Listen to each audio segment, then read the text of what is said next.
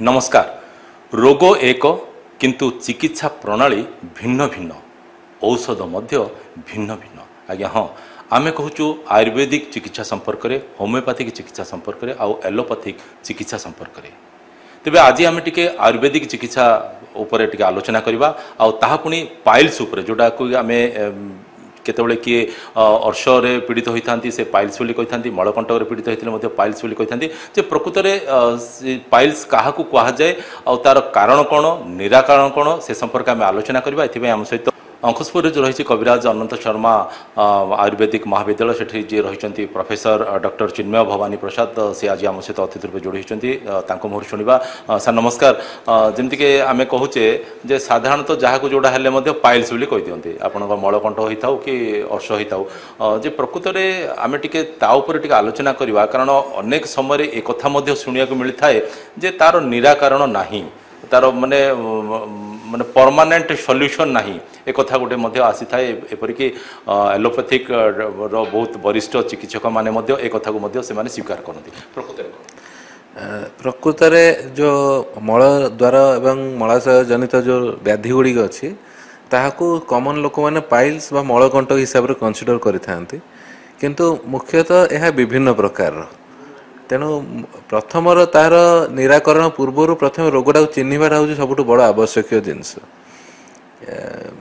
सबुठ अधिक मात्रा रे बा अधिक शतकड़ा प्रतिशत होता व्याधि भितर मलकंटक एंड अर्श ये दुईटी व्याधि सबुठ अधिक होता है जोटा कि अन्य व्याधि को आकृष्ट करने सहित विभिन्न प्रकार शारीरिक और मानसिक निर्यातना देता है। अर्श हूँ गोटे व्याधि जोटे कि आम हेमोरॉइड्स बा पाइल्स बोली कंसीडर करथाउ। यह मुख्यतः पेनलेस एथर पेन कम होता है एंड ब्लीडिंग अधिक होता है एंड यही व्याधिटा एक गुरुतर व्याधि। अन्य एक व्याधि हूँ मलकंटक जोटा को आम एनाल फिशर कही था। एनाल फिशर एक एपरी व्याधि जो थे कि पेन अधिक होता है ब्लीडिंग कम होता है। उभय व्याधि रे मलद्वार निकट में किसी न कि वृद्धि होता है मांस वृद्धि होता है जोटा कि प्रथम अवस्था जना पड़ न था धीरे धीरे वृद्धि हवा सहित ता हाथ को लगी था किंतु जेहेतु यह एपरी जगार हूँ जो जिनटा को आम जहाँ कह जो व्याधि देखी हम ना देखी हम तेणु यह प्राथमिक अवस्था समस्ते इग्नोर कर दियंती जानी पारती नहीं एवं तार प्रॉपर चिकित्सा करती नहीं पेट गरम हो भाई किसी मेडिसिन खाई दियंती बा कौन तुटुका चिकित्सा करी ताकू दबे दियंती एवं फर्दर भूली जाती ता विषय एवं नेक्स्ट टाइम हम बारंबार हवा पर यह व्याधि गुरुतर अवस्था पहुँचता है। तेणु से ही अवस्था यह मेडिसिनाली आउ ट्रिटेबल न थाए मेडिसिन औषध द्वारा चिकित्सा हो पारे नहीं। तेणु मुख्यतः डॉक्टर माने कहते हैं एक दुश्चिकित्सा व्याधि यार ऑपरेशन आवश्यक and operation success rate allopathy एवं अदर साइंस जो होता ऑपरेशन तार सक्सेस रेट बहुत कम। तेणु बहुत लोग यह मेडिसिन द्वारा ट्रीट करें ऑपरेशन करने डरती कहीं बारंबार होता है। तेणु प्रथम यही व्याधि विषय आमको टे जाना पड़े व्याधिटा कौन एंड प्रथम अवस्था परिस्थिति हुए सेमती तार किसी निर्दिष्ट बयस रही जी वर्ष बयस हेले ही हम ना सेमती छोट पिला निश्चिंत रूपे आप ठीक क्वेश्चन पचार बयस एक बहुत बड़ फैक्टर। मलकंटकटा मुख्यतः छोट पिला एवं यंग एज ग्रुप पिला होता है जो मैंने कि स्पेशली खाद्यपेय ठीक ठाक करती ना बेसी fast foods non vegetarian foods and time to time न खाइबा एंड राति अनिद्रा हवा यह एक जीवन शैली जनित व्याधि। जीवन शैली जदि आम प्रॉपर मेंटेन न करवा ताहले ए व्याधि उत्पत्ति होता है। जदि टिके माने जीवन शैली रे विशृंखला रही ताले ता ग्रास करियार यथेष्ट संभावना रही नहले यही व्याधिटा मुख्यतः जो मलकंटकटा है छोट पिला यंग एज रे स्पेशली प्रेग्नेंट लेडी मानू होता है during the time of delivery मलकंटक डेभलप करें। बहुत स्त्री लोक मानकर कंप्लेन थाए जे पिला जन्म हवा समय पिला छोट थिबा समय ये रोगटा मत प्रथम थर पई हेइथिला एंड तापरठू एटा कंटिन्यू करि आछी जेबे कि अर्श व्याधिटा जदि आपणकर वंशानुगत व्याधि होइथिबो वंशरे आउ काहाकू होइथिबो ताहले एटा यंग एज रे देखा जिवो नहले अर्श मुख्यतः वार्धक्य जनित व्याधि वार्धक्य अवस्था जो शरीर शिर प्रशिर ढिला हो जाए से ही अवस्था व्याधिटा बेसी देखा जाए स्पेशली भेरिकोसिटी ऑफ भेन डेवलप करके ये रोगटा व्याधिटा उत्पन्न होता है बयस गोटे बड़ फैक्टर ता सहित खाद्यपेय एवं जीवन शैली यार एक बड़ फैक्टर तेणु समस्त मनरे गोटे भय थाए जे रोग बारंबार हुए बारंबार हबार कारण हूँ जीवन शैली केवल ऑपरेशन करदेवाटा यार सक्सेस नुह एकमात्र सॉल्यूशन नुह ता सहित जीवन शैली परिवर्तन आनिबाटा नित्यांत आवश्यक खाद्यपेय परिवर्तन निजर एक्सरसाइज करवा एवं निद्रा प्रॉपर रेस्ट नवा एवं सफिशिएंट पानी पीवा खाद्य भितर सिलेक्टिव खाद्य खाइबा जोड़ा कि स्वास्थ्य पे अत्यंत उपयोगी खाद्य जो कि फाइबर रिच डाइट्स जोड़ा कहूँ आजिकल जोड़ा कि पनीपरिया से खाया पड़े झाड़ा गला माने परिष्कार माने झाड़ा निश्चित देखो यह एक लाइफस्टाइल व्याधि बेसी समय बसी रहा जो आम जाने बहुत पेसेंट आसिक आपन को यह कहते आम आउटडोर जनाऊँ जे सर पेट गरम हेले रक्त पड़िया स्टार्ट हो जाऊँगी प्रश्न उत्तर हाँ बहुत सार तो पेसेंट्स माने गोटे मन भितर निजर गोटे रोगर निराकरण करके आसी व्याधि निर्णय कर आसता मोर यही व्याधि ही जाइए किसी लोग तो आसिक डरी जाती सर ये व्याधि रे अवस्था ब्लड पड़ुची मत कैंसर तो हो जाए यह गोटे मन लोक रोगी मान मन बड़ भय थाए एथर भय कर किसी ना यह एक बहुत साधारण व्याधि यार चिकित्सा अच्छी बहुत उभय औषधि चिकित्सा एंड आयुर्वेद पद्धति क्षारसूत्र मध्यम यार छोट प्रोसीजर अच्छी जोटा को आम माइनर ऑपरेटिव प्रोसीजर कहुआ प्रकृतर ऑपरेशन तो माइनर प्रोसीजर कहुए जार कि फलाफल अत्यंत भल शतकड़ा प्रतिशत 90-95% यहाँ 100% क्यूरेबल किंतु जदि आम लाइफस्टाइल चेंजेस न करी कारण को जब दूर नक रोग को दूर करने चेष्टा करवा ताहले निश्चित रूपे से बारंबार हम ये तो किसी अवॉइड करें आम कारणटा हूँ आम अवॉइड करा पड़ो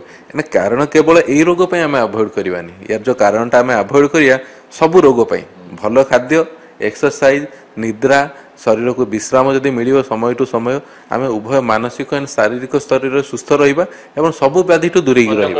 रोग माने प्रवेश करने सुजोग पाइबे तो जमी आप कहले जीवन शैली रे परिवर्तन हवा दरकार खाद्यपेय परिवर्तन हवा दरकार आम टे निर्दिष्ट भाव जानापी चाहिए जे प्रकृत में को खाद्य आम ग्रहण करवा उचित आ कोड़ा वर्जन करवा उचित देखो खाद्य आम शैली चिंता करने पूर्व आम प्रथम आम शरीर जो प्रोग्रेसटा आम दिन थिला इभोल्यूशन गोटे आम गोटे अवस्था मांकड़ अवस्था मनुष्य जाए पहुँचे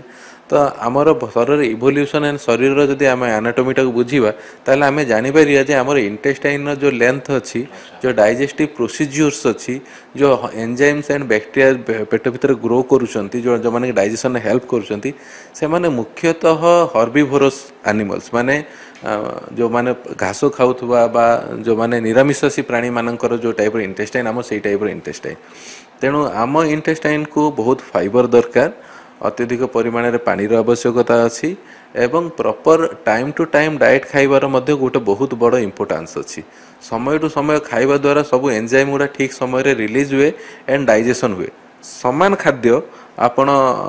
गोटे बेड टाइम रे खाइबे एंड गोटे टाइम रे खाइबे टाइम रे खाइथवा खाद्यटा सुरखुर भाव हजम हो जाए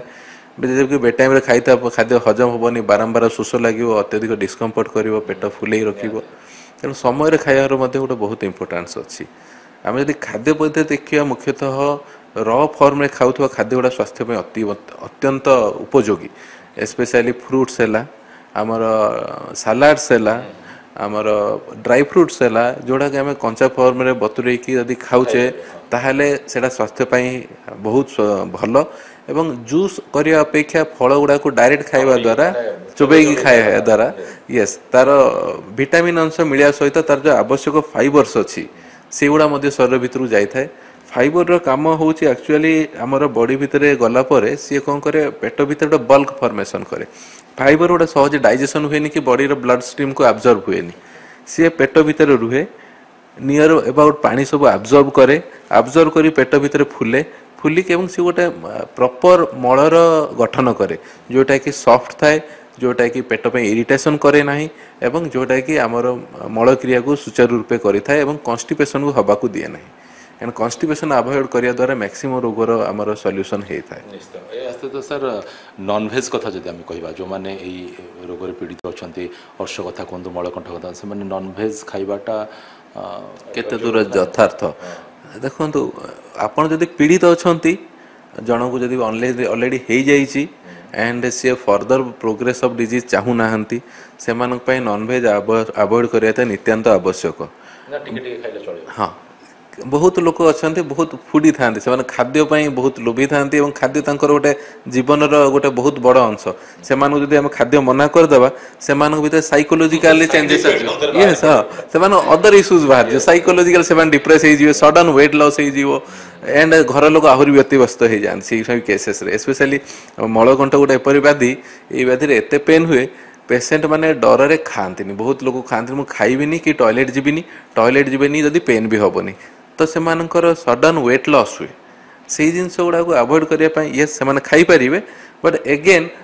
बहुत लोग कौन कहते खाद्यटा को डायरेक्ट नॉनभेज रे ही एंड कर दियंती फॉर एन एग्जांपल भात मटन एंड अति बेसी पियाज खंडे नहीं कि लोग भारी खुशी रे खाती हाँ एंड नॉनभेज खाद्य माछ है भात है चिकेन है ता सहित अन्य किसी खाती से केसेस रे स्पाइसेस अमाउंट कमे दबार अच्छी खाद्य को over cook and over processed करिवार नहीं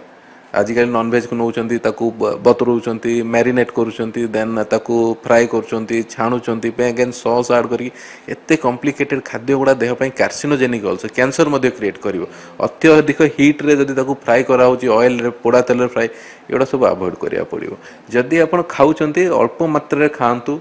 सप्ताह को थरे किंबा दिथर खांतु मैक्सिमम